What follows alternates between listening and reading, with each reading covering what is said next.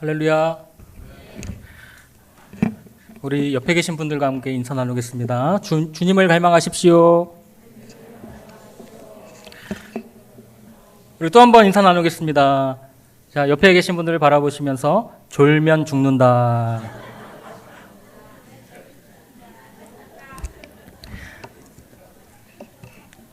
자, 오늘 말씀은요, 유대인의 명절에 일어난 사건입니다. 유대인의 명절, 3대 명절이 있는데요. 유월절이 있고요. 그 다음에 오순절이 있죠. 맥추절이라고 불리기도 하고, 칠칠절이라고 불리기도 하고요. 또 초막절이 있습니다. 장막절 이렇게 불리기도 하는데, 오늘 본문에 나온 이 절기는 많은 학자들이 불임절로 보고 있습니다. 이 불임절 하면은 구약성경 어디에 나오죠?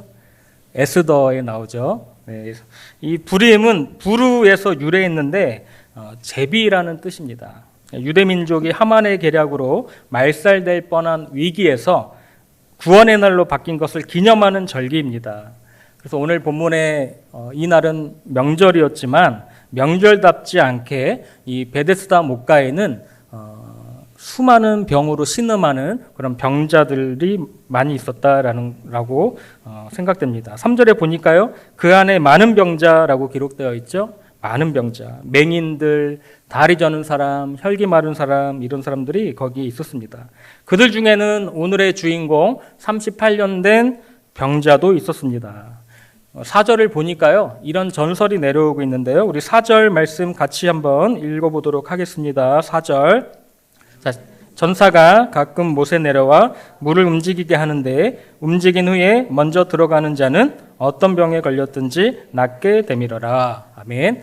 천사가 내려와서 물을 한번 휘젓고 나면 그 먼저 물에 들어간 사람이 낫는다라고 하는 전설이 있습니다. 그런데 문제는 정해진 시간에 물이 움직이는 것도 아니고 언제 물이 움직일지 알 수가 없다라는 것이죠. 만약에 물이 한번 동하게 되면 어떤 상황이 벌어집니까? 서로 들어가려고 새치기 하고 또 싸우고 넘어지고 아마도 난리가 날 것입니다. 그러니까 은혜의 집, 자비의 집이라고 하는 이 베데스다 목가는 치유의 장소가 아니라 혼란과 절망의 장소다라는 것입니다. 그러니까 수많은 사람들이 이 병으로 신음하고 있는데 물이 움직일 때 먼저 들어가는 그 한 명만 낫는 것을 어떻게 소망의 장소라고 우리가 할 수 있겠습니까? 그것은 절망의 자리입니다. 그런데 이곳에서 한 사건이 일어나죠. 절망할 수밖에 없는 이 베데스다 연못에 우리 주님이 찾아오셔서 38년 된 병자를 만나 주십니다. 여러분들 38년이라는 이 숫자에서 주는 그 느낌은 어떻습니까? 이 38년 하면은 어떤 느낌이 나오죠? 불가능, 절망. 이 38년이라는 시간은요, 엄청난 긴 고통의 시간입니다. 절망의 시간이죠. 그는 예수님께 이렇게 하소연합니다. 7절 말씀 보세요. 7절 같이 읽습니다. 시작.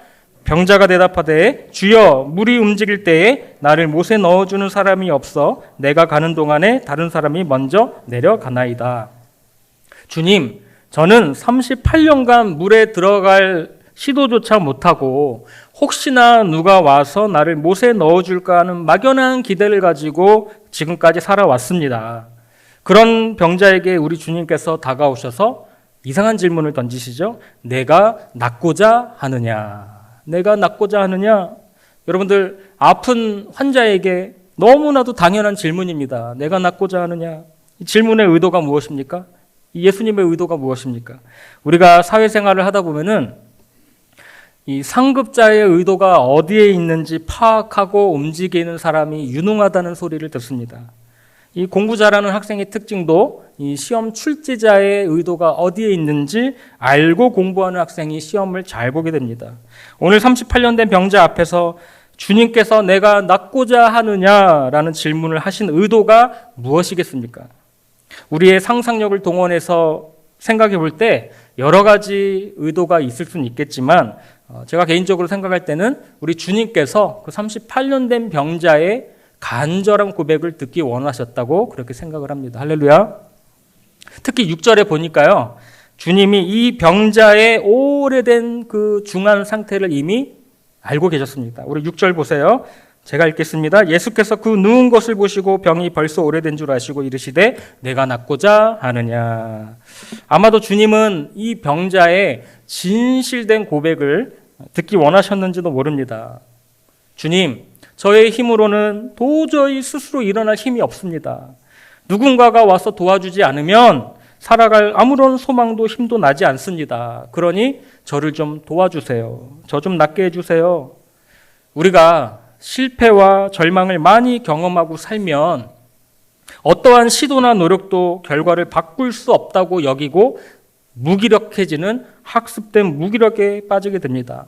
한 번만 실패한 것이 아니라 38번이나 실패했다고 한번 생각을 해보십시오. 사는 게 사는 것이 아니고 우리의 삶 전체가, 그 사람의 삶 전체가 아마 절망일 것입니다. 파주 세계로 금낭교회의 주성민 목사님이라고 계십니다. 제가 이 목사님의 간증을 오래전부터 알고 있었는데요. 이 목사님이 신학교를 무려 10번인가 11번 떨어졌다고 합니다. 대단하죠. 그러니까 이분이 가난한 그 시골 목회자의 아들로 태어나셔서 이 목사님이 어릴 때부터 나는 커서 주의 종이 되어야겠다고 그런 마음이 있었다고 합니다. 그런데 이제 아버지 목사님께서 병으로 돌아가시고 또 어머니도 이제 병으로 돌아가십니다. 그래서 이제 어머니께서 이 어린 아들을 두고 밤마다 새벽마다 이 어린 아들 하나님 세계적인 주의 종이 되게 해달라고 그렇게 기도를 하셨다고 합니다. 병원에서도 기도하시고 이 아들을 볼 때마다 그렇게 눈물 뿌려가면서 기도하셨다고 합니다. 그래서 이 주 목사님이 부모님이 다 돌아가시고 또 시골에서 혼자 살 수가 없어서 서울로 올라와서 이제 20살에 이제 안 해본 알바가 없을 정도로 신문도 돌리고 독서실에 들어가서 총무 알바도 하고 또 공부를 하지만 대학을 계속 떨어지는 거예요. 그래서 10번이나 떨어지게 됩니다. 10번이나. 그런데도 계속 도전합니다. 10년이면 강산도 변한다는데 대학 입시가 학력고사에서 수능으로 바뀌게 됩니다. 저도 수능 세대인데요. 놀라시지도 않으시네요. 저도 수능 세대인데요. 학력고사와 수능은 180도 다릅니다. 학력고사는요, 잘 외우는 사람이 승리하는 시험이고요. 이 수능이라는 시험은 잘 생각하는 사람이 승리하는 시험입니다. 그러니까 사고력이 높은 사람이 시험을 잘 보게 되어 있습니다. 어떻게 보면 주 목사님은 학력고사로 10번이나 대학에 떨어졌기 때문에 훨씬 어려운 이 수능으로 바뀌게 되면 더 대학에 들어가기가 힘든 상황이죠. 그런데 이제 그때 시험을 잘 보시고 나서 이제 추가 합격을 기다리고 있는데 이제 세 개의 대학에 넣었대요. 감리교는 세 개 대학에 있습니다. 그래서 세 개 대학에서 추가 합격이 되었다는 연락을 11년 만에 듣게 됩니다. 그렇게 해서 신학교에 들어가게 되신 거예요. 제가 이제 뭐 방송이나 이런 데 보면은 5수까지는 들어봤는데 이 11수라는 거는 제가 전무후무한 기록 같습니다. 그래서 이제 시험 성적 발표가 나서 전화벨이 울리는 거예요. 서울 감리교 신학대학교입니다. 어느 학생이 등록금을 안 내서 추가 합격하셨습니다. 이렇게 전화가 왔어요. 그러더니 좀 있다가 또 전화벨이 울려요. 협성대학교입니다. 어느 학생이 등록금을 안 내서 추가 합격하셨습니다. 그러더니 좀 있다가 전화벨이 또 울립니다. 모건대학교입니다. 어느 학생이 등록금을 안 내서 추가 합격하셨습니다. 그래서 이 주목사님이 감격의 눈물을 흘리고 11수 만에 들어가게 된 거잖아요. 그 저녁에 이제 사모님이 퇴근하시니까 이제 일을 하셨나 봐요. 그래서 이제 사모님이 퇴근하시면은 놀려주려고 이렇게 얘기했다고 합니다. 이제 오셨어요, 사모님이. 여보, 나 신학교 계속 떨어지면 어떻게 할 거야? 그래도 주님의 뜻이 맞다면 계속 하셔야죠. 당신은 돈 걱정하지 말고 기도하면서 공부만 하세요. 사모님 눈에는 눈물이 그렁그렁 맺히는 겁니다. 여보, 나 사실 세 군데 다 합격했어. 그랬더니 사모님이 그래요. 그런 믿음으로 1년을 또 해봐요. 아니, 나 진짜로 합격했다고. 나도 알아요. 하나님이 1년 후에는 당신을 분명히 사용하실 거예요. 그런 일화가 있다고 합니다. 그렇게 해서 11번 만에 신학교에 들어가셨습니다. 제가 이 간증을 들으면서요, 와, 정말 이 목사님은 포기를 모르시는 분이시구나. 저도 한 열정 하는데 정말 대단한 열정이시구나. 안 되면 되게 하라는 그런 정신이 있구나. 그런 생각이 들었습니다. 오늘 우리 특송하신 우리 청년부를 보니까요, 요즘에 나라 경제도 안 좋고 취업난도 힘든데 여러분들 포기하지 말고 정말 문을 계속해서 두드리고 또 기도하고 나아가면 우리 하나님께서 길을 열어주실 줄로 믿습니다. 10번, 11번 대학 입시에 도전한 목사님도 대단하지만 이 38년 된 병자는 아마도 헤어나오기 힘든 깊은 절망감에 빠져 있었을 것입니다. 그런데 주님이 이 병자에게 오셔서 내가 낫고자 하느냐 물어보시는 거예요. 그랬더니 병자가 이렇게 대답합니다. 7절, 병자가 대답하되 주여 물이 움직일 때에 나를 못에 넣어준 사람이 없어 내가 가는 동안에 다른 사람이 먼저 내려가나이다. 참으로 아쉬운 대답입니다. 바로 주님, 제가 낫기를 원합니다. 예, 제가 낫기를 원합니다 라고 대답했으면 100점짜리 대답이었겠지만 이 병자는 그렇게 대답하지도 못하고 그 문제의 원인을 외부에서 찾고 있었다라는 것이죠. 나를 못에 넣어주는 사람이 없어서 제가 못 들어갔다라는 거예요. 내가 힘들게 아픈 몸을 이끌고 들어가면은 다른 사람이 새치기 해서 들어간다라는 거죠. 그러나 주님은 이 병자의 내면의 깊은 갈망을 보셨다고 생각합니다. 비록 100점짜리 대답은 못했지만 병 낫기를 원하는 그 마음의 갈망을 보신 주님은 그 병자를 치유해 주십니다. 8절, 9절 보세요. 제가 8절 읽겠습니다. 성도님들 9절 읽어주십시오. 예수께서 이르시되 일어나 내 자리를 들고 걸어가라 하시니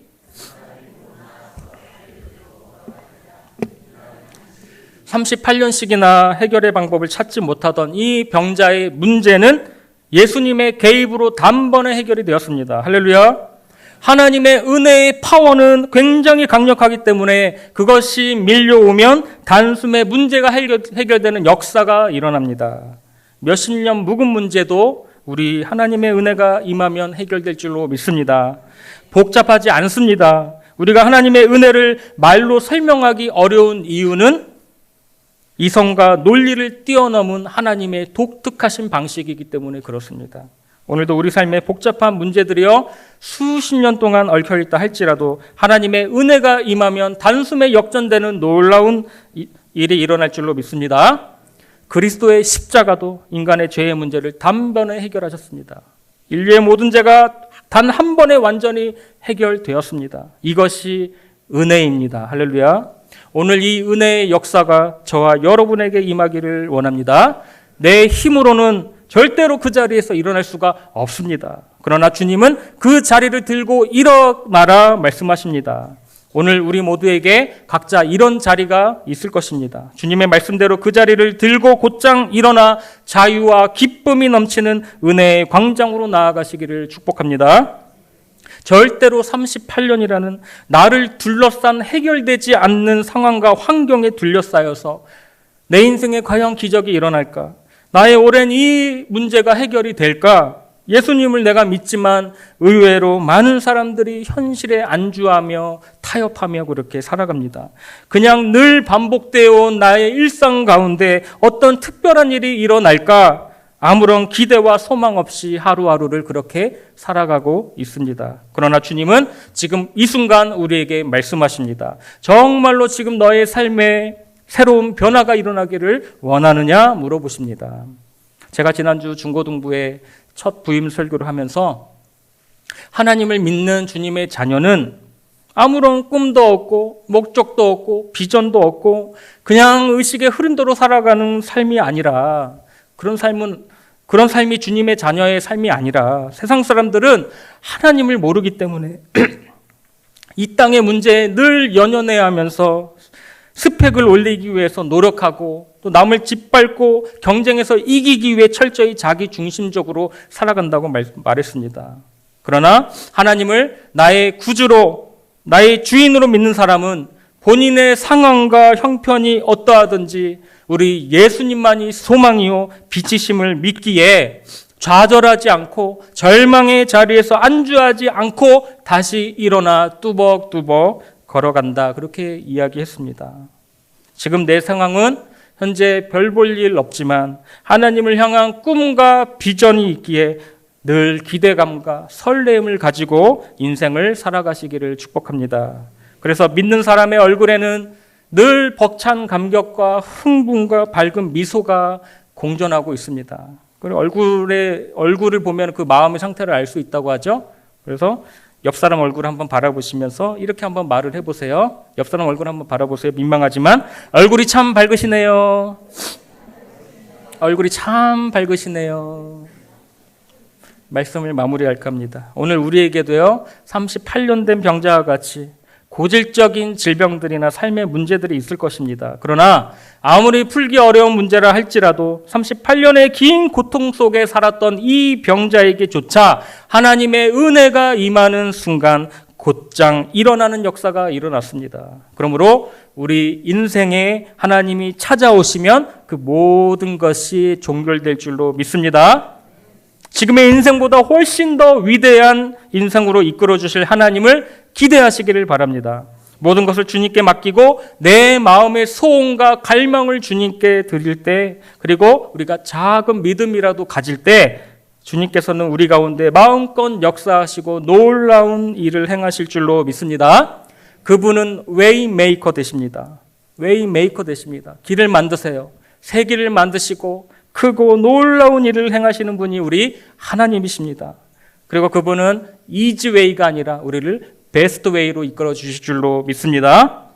너무도 오랫동안 나를 괴롭히고 놀림받았던 문제 때문에 나는 안 될 거야, 나는 불가능해, 나는 할 수 없어 라고 생각하신 분이 계시다면, 여러분, 하나님이 역사하시면 우리 인생이 한순간에 바뀌는 일이 일어날 줄로 믿습니다. 우리의 마음 문을 활짝 열고 더 큰 믿음을 달라고 기도하시고 주님을 간절히 갈망할 때 우리 인생의 무거운 짐이 벗겨지고 우리를 새롭게 하시는 회복의 역사가 일어날 줄로 믿습니다. 그 하나님을 꼭 경험하시고 또 살아계신 하나님을 간증하는 간증의 주인공들이 되시기를 주님의 이름으로 축복합니다.